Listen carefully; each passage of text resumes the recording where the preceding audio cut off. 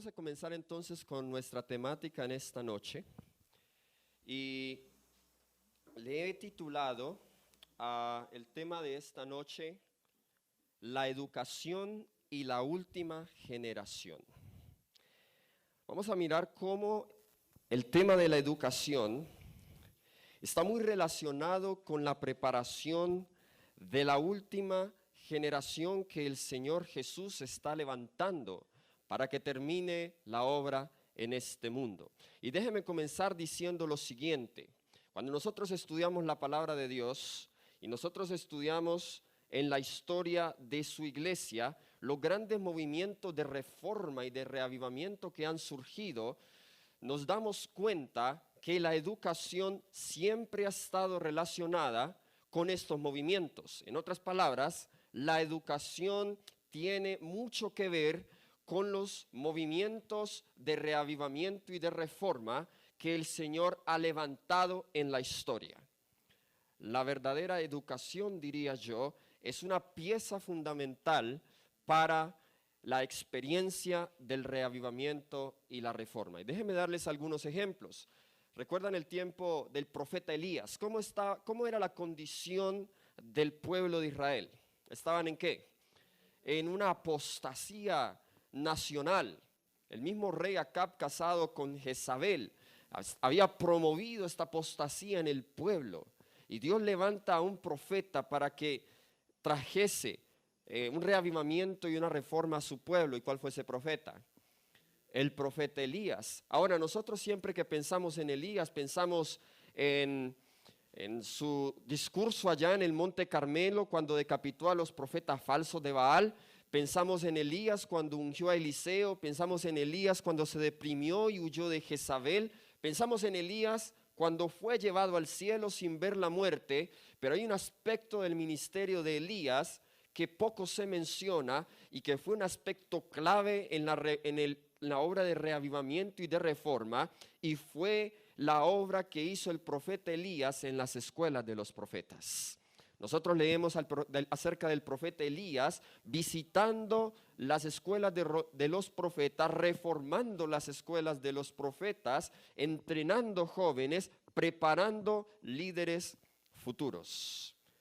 Y después de que él fue llevado al cielo, después de que fue trasladado al cielo, el profeta Eliseo continuó la obra del profeta Elías, esa obra de fortalecer y abrir nuevas escuelas de los profetas. Parte de ese reavivamiento y de reforma en aquel entonces se debió a la obra que hicieron el profeta Elías y el profeta Eliseo en las escuelas de los profetas. Y yo en esta noche quisiera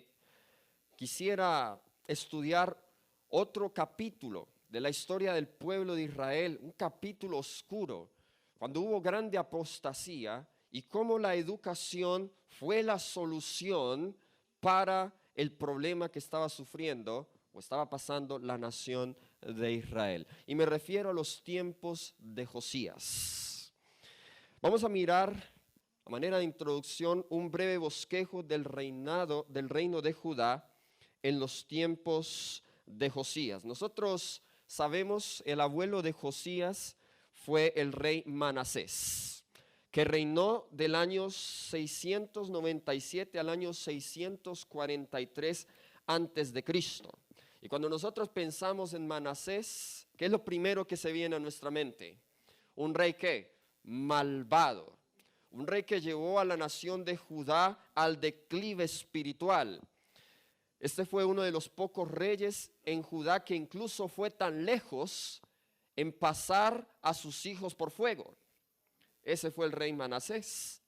Ahora Manasés, uno de los actos más despiadados de Manasés fue haber aserrado en la mitad al profeta Elías. Al profeta Isaías, perdón, gracias. Al profeta Isaías, este fue Manasés. Interesante Manasés que en los últimos años de su reinado fue llevado cautivo a Babilonia por la armada asiria y fue puesto en prisión. Y fue allí en ese cautiverio cuando el rey Manasés experimentó el arrepentimiento. Pero su arrepentimiento lo experimentó tan tarde en su vida que no fue suficiente para desviar la oleada de apostasía que se había profundizado en el pueblo de Judá. Manasés muere y su hijo Amón lo sustituye en el reinado de Judá. Comenzó a reinar a los 22 años de edad y él reinó por 2 años. Y nos dice el registro bíblico que también hizo lo malo ante los ojos de Jehová, aún peor que su padre. Ahora, ¿puede creer usted eso? Aún peor que su padre. Y el reinado de Amón no fue tan largo. Él fue asesinado. Y en su asesinato sube al reinado su hijo Josías. Josías era hijo de Amón, nieto de Manasés. Y Josías sube al reinado a la edad de 8 años. Y de la simiente de Josías, que es la simiente de David, surgen los últimos 4 reyes que reinarían en el reino de Judá: Joacás, Joacim, Joaquim y Sedequías. Así que ese es el trasfondo del tiempo en el cual vamos a estudiar en esta noche, acerca de la condición espiritual del reino de Judá, la apostasía que estaba sucediendo allí y la obra de reforma del rey Josías. Así que vamos a mirar acerca de la reforma educativa del rey Josías. Vamos a estar estudiando el capítulo 22 de Segunda de Reyes y el capítulo 34 de Segunda de Crónicas. Y déjenme introducir con la siguiente cita que la encontramos en Profetas y Reyes, en la página 283. Profetas y Reyes, página 283. Nos dice la sierva del Señor: con la ascensión de Josías al trono, desde el cual iba a gobernar 31 años, los que habían conservado la pureza de su fe empezaron a esperar que se detuviera el descenso del reino, porque el nuevo rey, aunque tenía tan solo 8 años, temía a Dios y desde el mismo principio hizo lo recto en ojos de Jehová y anduvo en todo el camino de David su padre, sin apartarse a diestra y a siniestra. Cuando yo estudio la vida de Josías me asombra, porque he aquí un niño de 8 años, no tenía buena influencia de su padre, no tenía buena influencia de su abuelo, todo alrededor era conducivo a la apostasía, pero sin embargo Josías a la edad de 8 años decide hacer lo recto ante los ojos de Jehová. El ambiente, aunque puede jugar un papel fundamental en el desarrollo de la espiritualidad, no es lo que define últimamente el carácter, sino es la decisión a ser fiel a Dios en medio de la adversidad. Si fuera por el ambiente, entonces nosotros diríamos que el cielo no es el mejor ambiente para los hijos de Dios, porque allá fue donde surgió la rebelión. Aún en un ambiente perfecto surgió la rebelión, pero vemos aquí en un ambiente poco deseable, el rey Josías, y a una edad donde aún la voluntad no es tan firme, decide él hacer lo recto ante los ojos de Jehová. Sigue diciendo la sierva del Señor: hijo de un rey impío, asediado por tentaciones a seguir las pisadas de su padre y rodeado de pocos consejeros que le alentasen en buen camino. Mire, no solamente tenía la mala influencia de su padre, de su abuelo, sino que habían pocos consejeros, dice, que le alentasen en el buen camino. Josías fue, sin embargo, fiel al Dios de Israel. Ahora, Josías aprendió, y yo le llamo a esto la escuela del contraste. ¿Yo por qué le llamo así? Josías aprendió en contraste lo que no se debe hacer. ¿Sí? A veces eso es algo positivo cuando nosotros estamos quizá en un ambiente que no es el mejor para serle fiel a Dios, o cuando quizá nuestros padres o cuando quizá nuestros líderes no están haciendo la voluntad de Dios. Josías aprendió de los errores de sus padres. Y dice: advertido por los errores de las generaciones anteriores, decidió hacer lo recto, en vez de rebajarse al nivel de pecado y degradación al cual habían caído su padre y su abuelo, sin apartarse a diestra ni a siniestra, como quien debía ocupar un puesto de confianza, resolvió obedecer las instrucciones que habían sido dadas para dirigir a los gobernantes de Israel, y su obediencia hizo posible que Dios le usase como vaso de honor. Así que el primer elemento que vemos en la reforma de Josías es que Josías aprendió de la historia. El que no conoce su historia, o diría yo, el que no aprende de su historia, está condenado a repetirla.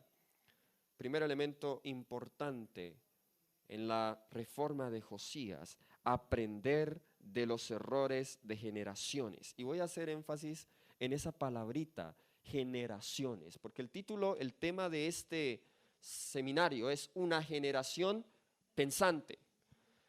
Y nosotros tenemos mucho que aprender de los errores de generaciones pasadas. Y esa generación pensante va a ser una generación que no cometerá los errores del pasado. Es una generación que aprenderá de los errores del pasado y hará lo recto ante los ojos de Jehová. El rey Josías decide hacer lo recto ante los ojos de Jehová. Así que vemos que él fue coronado a los 8 años. Nos dice Segunda de Crónicas capítulo 34 versículo 1. Segunda de Crónicas capítulo 34 versículo 1 nos dice: de 8 años era Josías cuando comenzó a reinar, y 31 años reinó en Jerusalén. Ahora, el año en el cual Josías comenzó a reinar fue el año 640 antes de Cristo. Y esto fue 82 años después del cautiverio de las 10 tribus del norte por Asiria. Ya tenía Josías, además del error de sus padres, tenía el ejemplo de la nación de Israel del norte, la septentrional, y cómo por su apostasía habían sido llevados cautivos. Este evento, este suceso aún estaba muy fresco en la historia de Israel. Versículos 3 al 5 nos dice: a los 8 años de su reinado, siendo aún muchacho, comenzó a buscar al Dios de David su padre, y a los 12 años comenzó a limpiar a Judá y a Jerusalén de los lugares altos, imágenes de acera, esculturas e imágenes fundidas. Aquí vamos, la primera fase de la reforma de Josías entonces fue cuando él tenía 12 años. A los 8 años comienza a buscar a Dios, a los 12 años comienza a limpiar a Judá y a Jerusalén. Ahora, ¿cuál de los niños, si hay niños aquí presentes, tiene 12 años? Danielita tiene 12 años. Imagínense un niño a la edad de Danielita comenzando a limpiar Jerusalén de toda la idolatría. Esto tuvo que ser un niño muy fiel, firme a los principios. Y nos sigue diciendo que derribaron delante de él los altares de los Baales. E hizo pedazos las imágenes del sol que estaban puestas encima.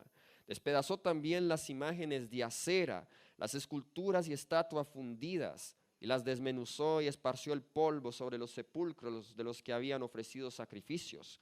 Quemó además los huesos de los sacerdotes sobre sus altares y limpió a Judá y a Jerusalén. Ahora, si usted lee Primera de Reyes capítulo 13 versículos del 1 al 5, ahí vemos un profeta al cual no se le da el nombre. Se le dice que es un varón de Dios. De hecho, este fue el profeta que se lo comió el león. Y este profeta le profetizó al rey Jeroboam, rey de Israel. Le dice: sobre este altar Dios levantará un rey, y le da el nombre, Josías. Y sobre este altar quemará los huesos de los sacerdotes falsos. Y aquí vemos el cumplimiento de esa profecía. Vemos a Josías aquí haciendo reformas en Jerusalén y en Judá. Y no solamente eso, sino que él extendió la reforma aún a ese pequeño residuo, débil residuo que estaba aún en las tribus del norte. Nos dice el versículo 6 y el versículo 7: Lo mismo hizo en las ciudades de Manasés, Efraín, Simeón y hasta Neftalí, y en los lugares asolados alrededor. Y cuando hubo derribado los altares y las imágenes de acera, y quebrado y desmenuzado las esculturas y destruido todos los ídolos por toda la tierra de Israel, volvió a Jerusalén. Qué tremenda reforma, mis hermanos. Nunca antes vista en el pueblo de Israel. La sierva del Señor en Profetas y Reyes, página 292, nos dice que Josías se había consagrado plenamente al servicio de Dios. ¿Saben? La clave del reavivamiento y la reforma es una consagración plena al servicio de Dios. No puede haber un reavivamiento y una reforma si no hay una consagración plena al servicio de Dios. Y es lo que el mundo está esperando, es lo que Dios está esperando, que en esta última generación haya una consagración plena al servicio de Dios. Ahora, no solamente eso, sino que la reforma no terminó allí. Unos 6 años más tarde, a los 18 años del reinado de Josías, sucede algo muy importante en la historia de Josías, y es que se halla el libro de la ley. Ahora, dicho sea de paso, en este contexto Dios levanta también a los profetas Sofonías y Habacuc. Ellos comienzan a profetizar durante el reinado de Josías. Ahora, ¿por qué es importante el descubrimiento del libro de la ley? Recordemos qué edad tenía Josías cuando comenzó la primera fase de la reforma. 12 años. Está la segunda fase, ¿qué edad tiene ahora? 18. Vamos a leer entonces el versículo 8. A los 18 años de su reinado nos dice: después de haber limpiado la tierra y la casa, envió a Safán, hijo de Azalía, a Maasías, gobernador de la ciudad, y a Joa, hijo de Joacás, canciller, para que reparasen la casa de Jehová, su Dios. Así que Josías aquí envía a unas personas para que reparasen la casa de Jehová, su Dios. Y en este trabajo ellos se hallan con una sorpresa, versículos 14 al 16. Y al sacar el dinero que había sido traído a la casa de Jehová, el sacerdote Hilcías halló el libro de la ley de Jehová, dada por medio de Moisés. Y dando cuenta, Hilcías dijo al escriba Safán: yo he hallado el libro de la ley en la casa de Jehová. Muchas gracias. Y dio Hilcías el libro a Safán, y Safán lo leyó al rey. Ahora, qué interesante que encuentran aquí el libro de la ley. Ahora, ¿cuál era este libro y por qué jugó un papel muy importante en la reforma de Josías? Cuando nos dice la Biblia que se encontró el libro de la ley, cuando usted encuentra algo, es porque estaba ¿qué?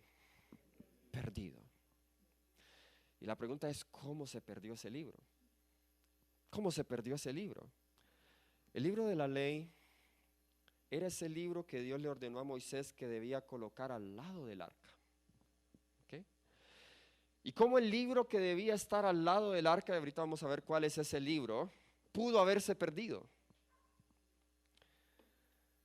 Ese libro se perdió durante el reinado de Manasés. Nos dice la sierva del Señor, vamos a leer ahorita, se perdió por descuido. La página 289 de Profetas y Reyes nos dice: las influencias silenciosas y sin embargo poderosas que despertaron los mensajes de los profetas acerca del cautiverio babilónico contribuyeron mucho a preparar el terreno para una reforma que se realizó en el año 18º del reinado de Josías. Miren el segundo elemento que vemos aquí en la reforma, y es el testimonio de los profetas. El espíritu de profecía juega un papel elemental en todo movimiento de reavivamiento y de reforma. Y como les había mencionado, los profetas que Dios levantó aquí fueron los profetas Sofonías y Habacuc. Y nos dice la sierva del Señor que jugaron un papel importante, contribuyeron a la reforma que se realizó durante el reinado de Josías. Ahora volvamos a el comentario sobre el libro de la ley. En Profetas y Reyes, página 289, leemos lo siguiente. Casi un siglo antes. Ahora, ese es un detalle muy importante. Casi un siglo antes, durante la primera Pascua celebrada por Ezequías, se habían tomado medidas para la lectura pública y diaria del libro de la ley a oídos del pueblo por los sacerdotes instructores. Oiga, interesante esto, ¿los sacerdotes qué? Instructores. El libro de la ley era un manual, déjeme decirlo así, un manual, un libro de texto clave en la educación del pueblo de Israel. Y cuando el libro de la ley se perdió un elemento fundamental en la educación. Y como la educación fue, de alguna manera, fue puesta a un lado, se quitó de vista este elemento tan importante, ¿qué pasó con la espiritualidad de la nación? Comenzó a declinar. ¿Estamos viendo la relación? El libro de la ley era leído por los maestros, por los instructores, y se leía frecuentemente al pueblo de Israel.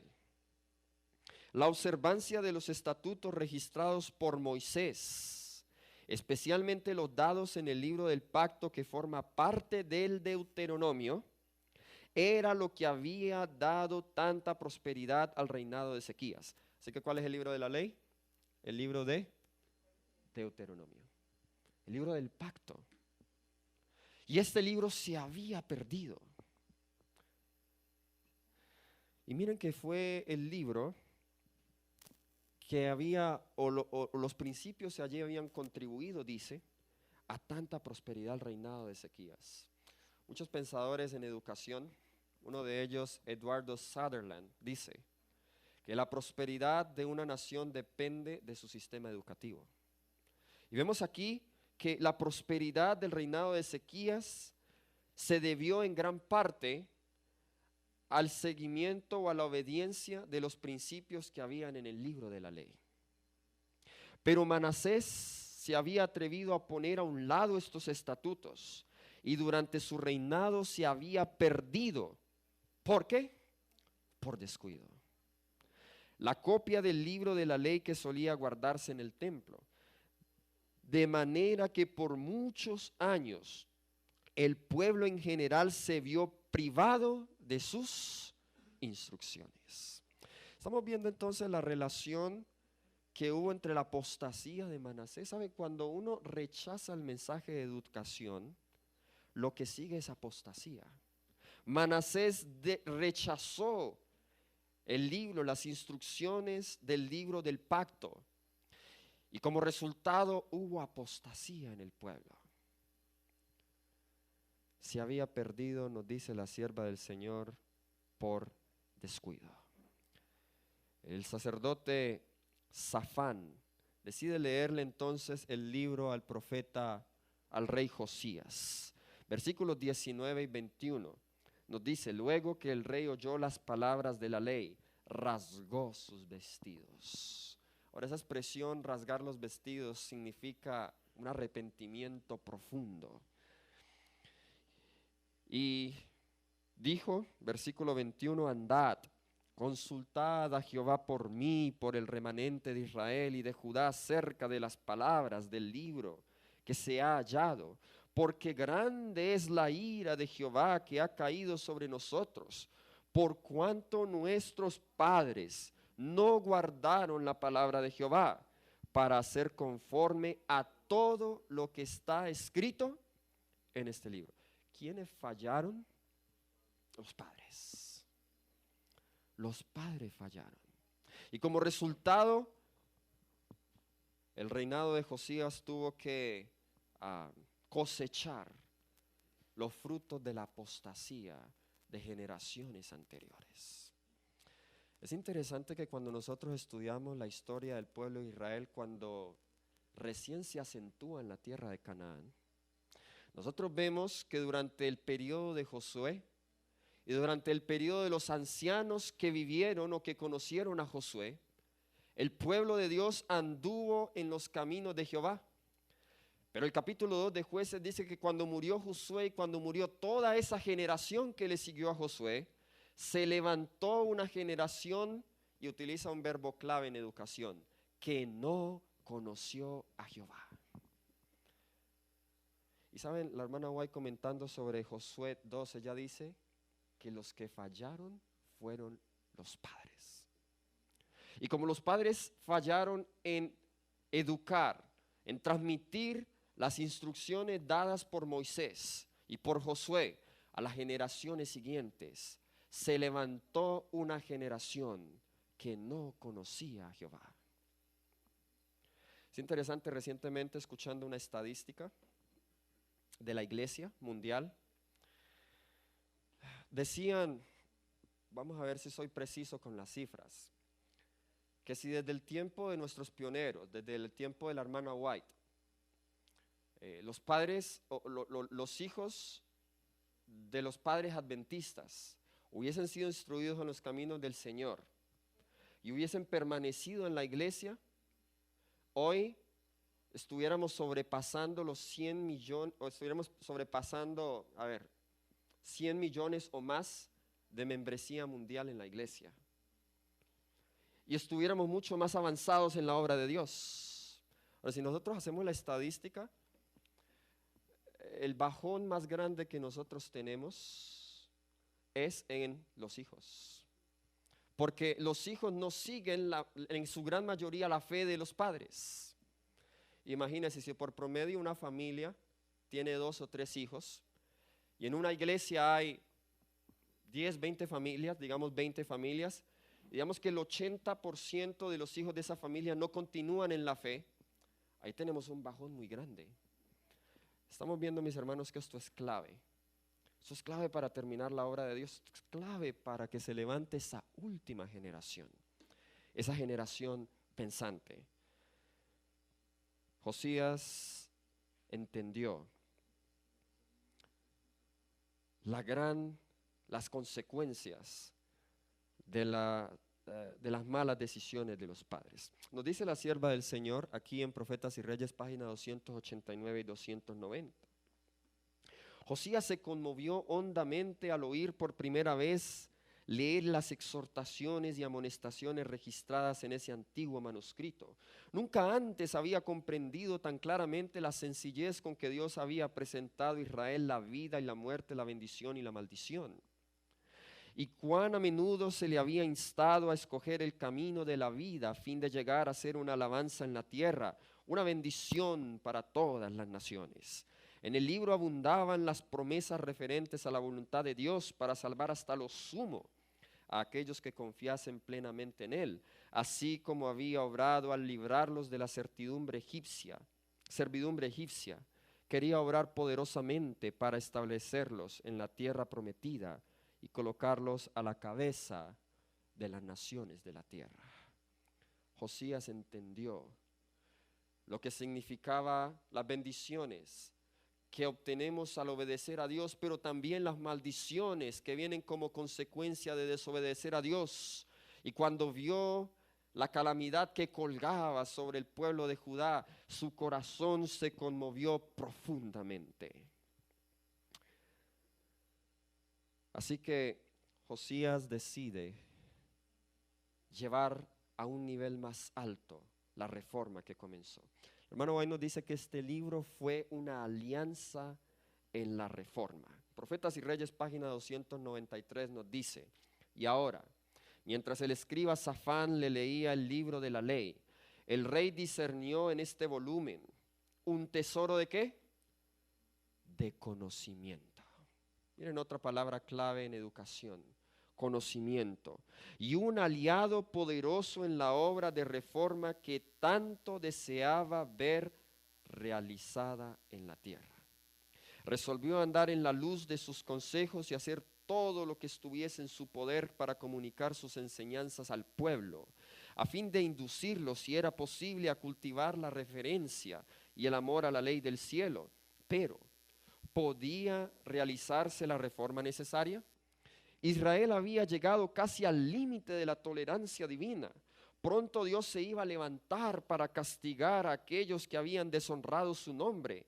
Abrumado de pesar y desaliento, Josías rasgó sus vestiduras y se postró ante Dios, agonizando en su espíritu y pidiendo perdón por los pecados de una nación impenitente. Así que hasta ahora estamos viendo tres componentes que llevaron a la reforma: profecías de Habacuc y Sofonías, el libro de la ley y también la historia sagrada. Tres componentes indispensables en esta reforma. Ahora quería llegar al versículo, a este versículo quería llegar, porque miren qué fue lo que hizo Josías. Josías no se quedó con ese conocimiento. Y lo que todo educador debe hacer es lo que hizo Josías aquí, segunda de Crónicas capítulo 34, versículos 29 y 30.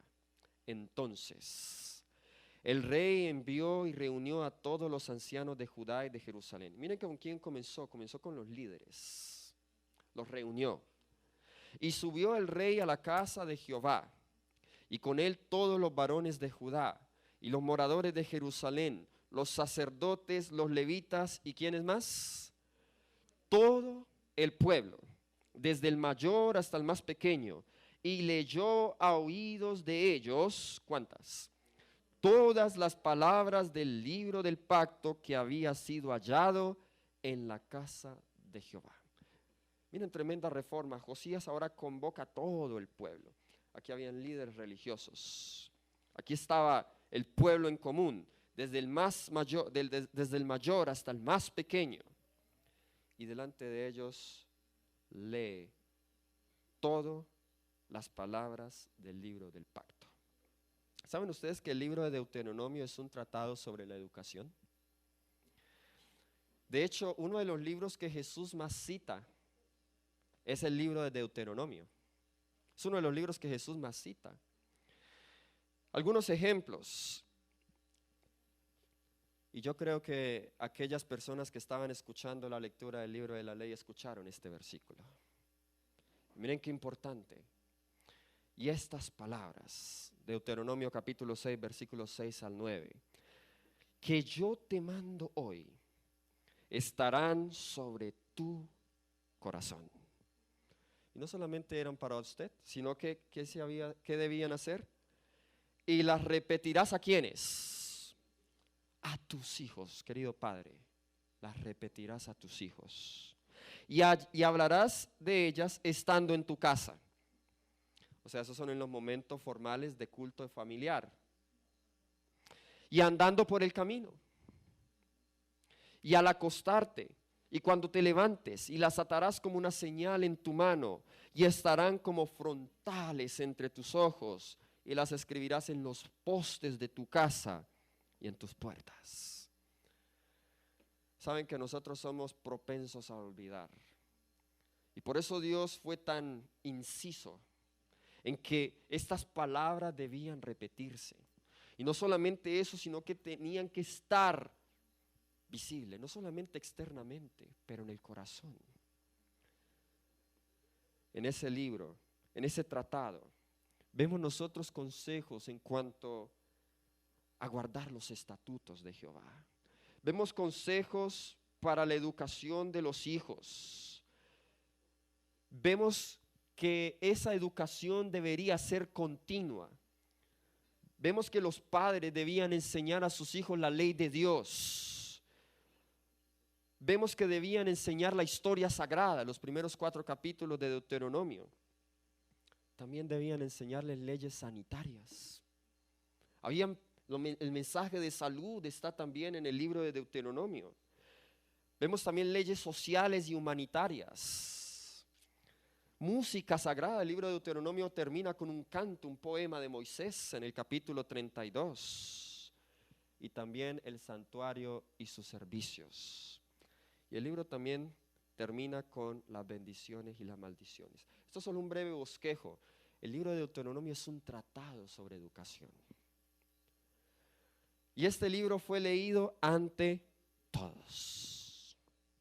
Ahora, lo que a mí más, y este es el punto principal al cual quiero llegar, lo que a mí más me asombra fueron los frutos de la reforma educativa de Josías.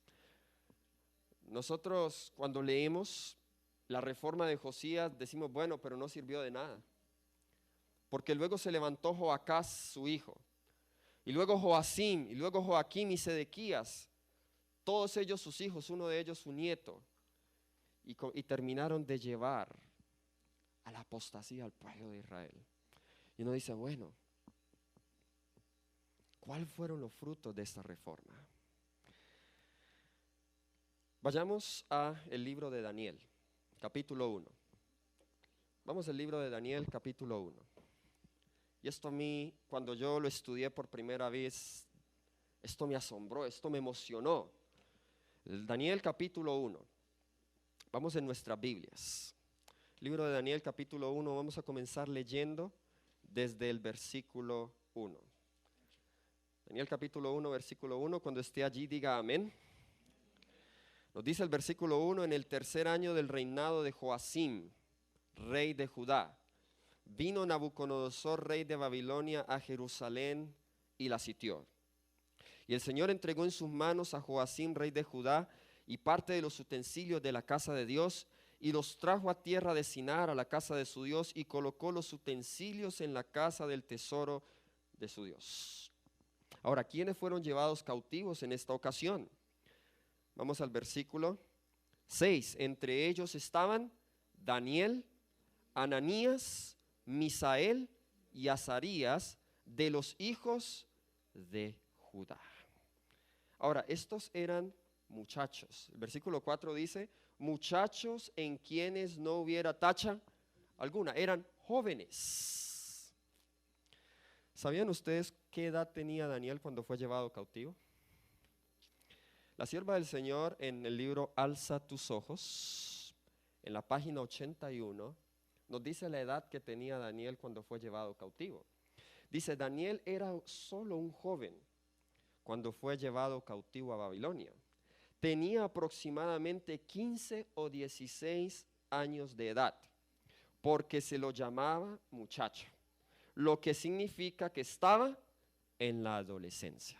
Así que la expresión muchacho significa que era un adolescente y estaba entre los 15 o 16 años de edad. ¿Cuántos años tiene Danielito? Estaba más o menos de la edad de Danielito, también se llama Daniel. ¿Ok? Estaba en esa edad. Fue llevado cautivo. Ahora, ¿por qué? Ahora, ¿cuántos años estuvo Daniel en la corte del rey Nabucodonosor?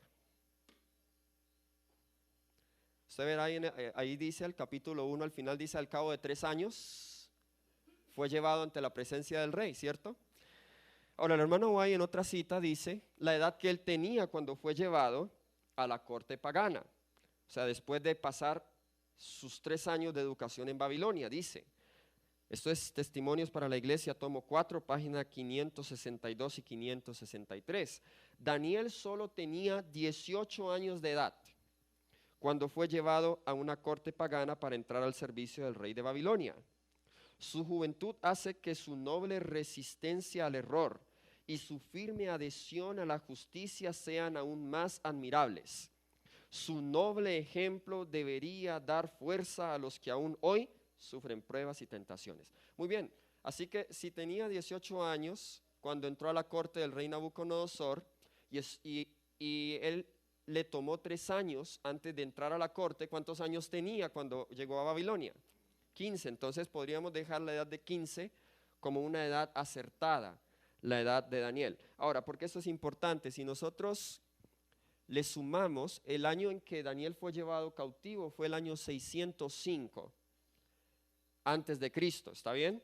Y si él tenía 15 años, como estamos antes de Cristo, vamos a sumarle a eso, 605 más 15, ¿cuánto es? Este fue el año en que nació Daniel. ¿Ok? Ahora, ¿por qué este año es significativo? ¿En qué año fue descubierto el libro de la ley y se leyó ante todo el pueblo? ¿En qué año del reinado de Josías? Dice que fue en el año 18 de su reinado. Y dijimos que su reinado comenzó en el año 640.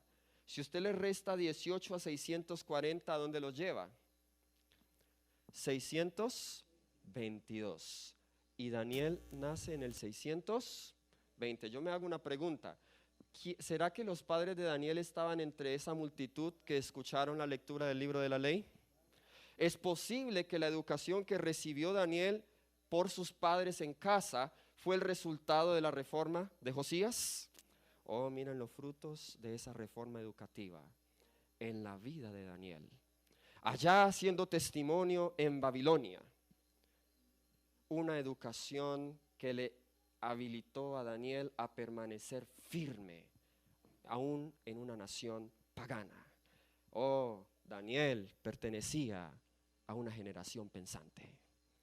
Daniel pertenecía y es un tipo de esa generación que va a terminar la obra de Dios. ¿Saben por qué? Diría yo más específicamente, Daniel es un tipo de los 144,000. Al final del capítulo 1 de Daniel, versículo 21 nos dice, así continuó Daniel hasta el año primero del rey Ciro. Oiga, qué tremendo ministerio. Y Ciro en la Biblia, en el libro de Isaías, se le llama el Mesías. ¿Sí sabían eso? El ungido. Ciro es un tipo de Jesús. Y Daniel permaneció vivo hasta que vino el ungido. Al igual, esa última generación, los 144,000, permanecerán vivos hasta que vengan los príncipes del oriente, hasta que venga el ungido, hasta que venga el Mesías. Esos son los frutos de una reforma educativa. Pero ¿saben quién más también fue fruto de esa reforma educativa? O alguien contemporáneo a Daniel, Ezequiel. Si nosotros vamos a Ezequiel capítulo 1, versículos 1 y 2, nos dice, Ezequiel capítulo 1, versículos 1 y 2, aconteció en el año 30, ahora ese año 30 es su edad, y ya vamos a ver por qué es su edad, porque luego él da otra fecha, que esa fecha es la fecha del cautiverio. Está dando dos fechas, la primera fecha es su edad, la segunda fecha es el tiempo que lleva en cautiverio. Dice, aconteció en el año 30, en el mes cuarto, a los 5 días del mes, que estando yo en medio de los cautivos junto al río Quebar, los cielos se abrieron y vi visiones de Dios. En el 5.º año de la deportación del rey Joaquín, a los 5 días del mes. Muy bien, Daniel fue llevado cautivo en la primera toma de Jerusalén por parte de Nabucodonosor, eso fue el año 605. Ezequiel fue llevado cautivo en la segunda deportación, eso fue más o menos el año 597, 11 años después. Ahora, si este era el 5.º año de su deportación, entonces diríamos que estamos en el año 592, ¿está bien? Si él tenía 30 años, ¿en qué año nació Ezequiel? Si usted le suma el año 592, que es cuando él está escribiendo esto, le suma 30, ¿a qué año lo lleva? El año 622, el mismo año que se encontró el libro de la ley. Interesante. Ezequiel solo le llevaba 2 años a Daniel. Eran muy contemporáneos, eran jóvenes. Y nosotros vemos también el testimonio de Ezequiel. Daniel fue un profeta para la corte de Babilonia. Ezequiel fue un profeta para los cautivos en Babilonia. ¿Es la educación un elemento esencial para preparar a una última generación? Para preparar a una generación pensante. Lo vemos en los frutos de Daniel, que aún estando en una nación pagana, siendo aún muy joven, él pudo haber dicho, estoy fuera de casa. Dios va a entender si soy infiel a Dios. Dios va a entender si yo como la comida del rey. Dios lo va a entender, no estoy en mi casa. Pero cuando a Daniel se le ofreció la comida del rey, ¿qué dijo él? No.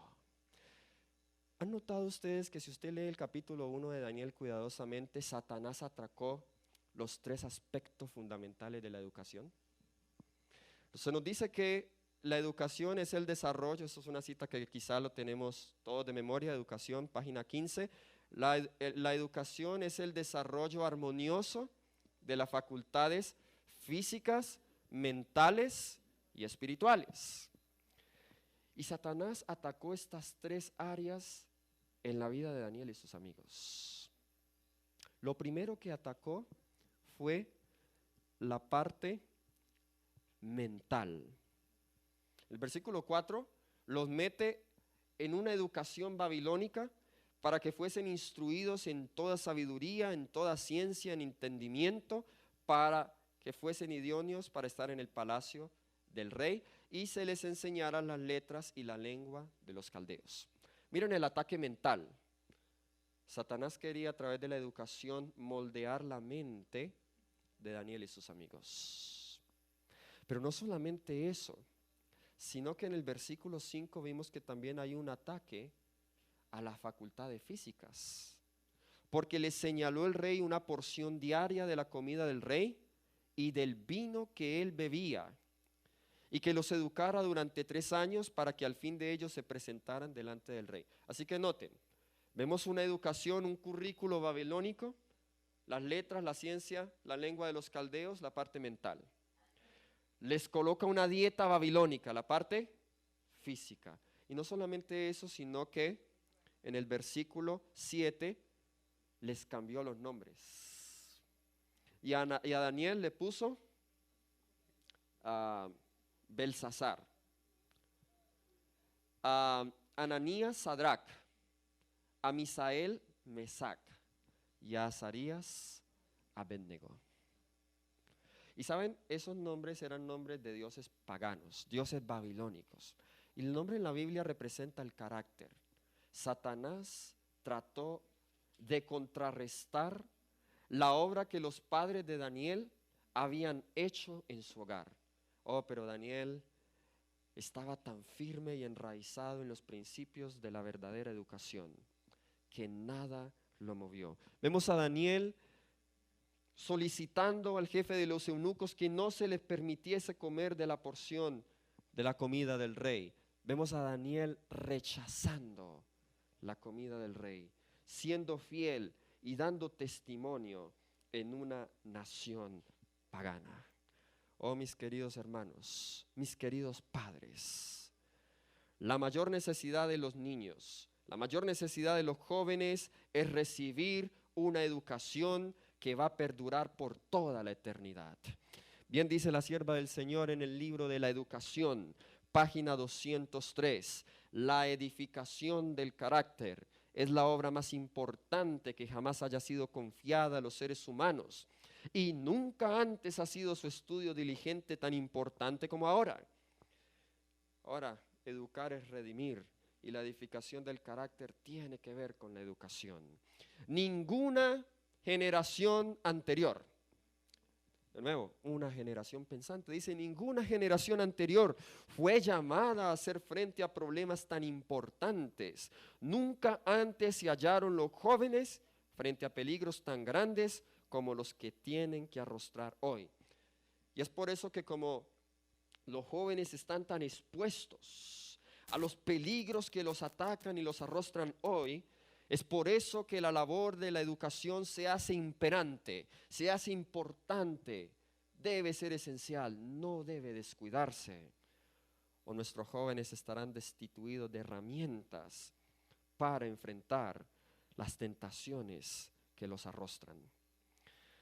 Nos dice también esta cita que es clásica en Special Testimonies, Series B, number 11, página 30. Antes de que podamos llevar el mensaje de la verdad presente en toda su plenitud a otros países, primero tenemos que romper toda atadura. Miren que es la misión, hemos querido como iglesia, hemos querido como ministerio llevar el mensaje a otros países, el mensaje de la verdad presente. Claro que sí, pero dice que primero debemos hacer algo. Antes de ser exitosos en la obra de la evangelización, debemos romper toda atadura. Debemos entrar, ¿dónde? En la línea de la verdadera educación. Ahora, si dice verdadera educación, significa que también hay una falsa educación. Debemos entrar en la línea de la verdadera educación, caminando en la sabiduría de Dios y no en la sabiduría del mundo. Dios llama a mensajeros que sean verdaderos reformadores como Josías. Debemos educar para preparar a un pueblo que entenderá el mensaje y luego ¿qué? Dará el mensaje al mundo. Miren qué viene primero antes de dar el mensaje al mundo. Debemos ¿qué? Entender el mensaje. ¿Es posible que hemos estado dando al mundo un mensaje que nosotros no entendemos? ¿Es posible que la razón por la cual el mensaje aún no tiene un impacto sobre este mundo, sobre el pecador, es porque estamos predicando un mensaje que no entendemos? Debemos entender el mensaje. ¿Y cómo se entiende? Entrando en la línea de la verdadera educación. Cuando lo entendamos, entonces podremos dar el mensaje al mundo. ¿Y saben ese trabajo por dónde comienza? El libro de la Educación, página 248, nos dice, la educación. Y miren esos absolutos de Dios. Solo Dios puede hablar en términos absolutos como estos. La educación nunca, miren el absoluto, nunca logrará lo que podría y debería llevar a cabo. Hasta, ahí está la condición, hasta que se reconozca plenamente el trabajo de los padres y estos reciban una preparación que los capacite para desempeñar sus sagradas responsabilidades. ¿Qué nos dice? La educación nunca va a lograr lo que podría y debería llevar a cabo. Y en la cita anterior leímos que parte de eso que debe llevar a cabo es la predicación de la verdad presente. Pero eso nunca se va a lograr hasta que los padres reconozcan plenamente su trabajo y reciban preparación. Tristemente, quizá muchos de nosotros nunca recibimos una preparación para ser padres. Y es por eso que hay que instruir. Hay que comenzar por los padres y luego por los jóvenes, instruirlos. Ahora, como nunca antes, necesitamos comprender la verdadera ciencia de la educación. Si fracasamos en entender esto, miren este absoluto, nunca tendremos un lugar en el reino de Dios. Hermanos, ¿estamos hablando de algo que es salvífico? ¿Estamos hablando de algo que es esencial para la salvación? La ciencia de la verdadera educación. Dios quiere levantar una generación de jóvenes que así como Daniel, que así como Ananías, Misael y Azarías, así como Ezequiel, así como muchos otros fieles que no nombra la Biblia, pero que vivieron en ese entonces, se levanten, sean firmes a los principios, den el mensaje, terminen la obra de Dios. Pero Dios también necesita padres, como los padres de Daniel, como los padres de Ezequiel, que estuvieron allí presentes cuando Josías leyó el libro de la ley, obedecieron y ellos educaron a sus hijos de acuerdo a los principios de la palabra de Dios. Y vemos el resultado de esa educación. ¿Qué padre en esta noche quiere decir: Señor, dame sabiduría para educar a mis hijos de acuerdo a tu palabra?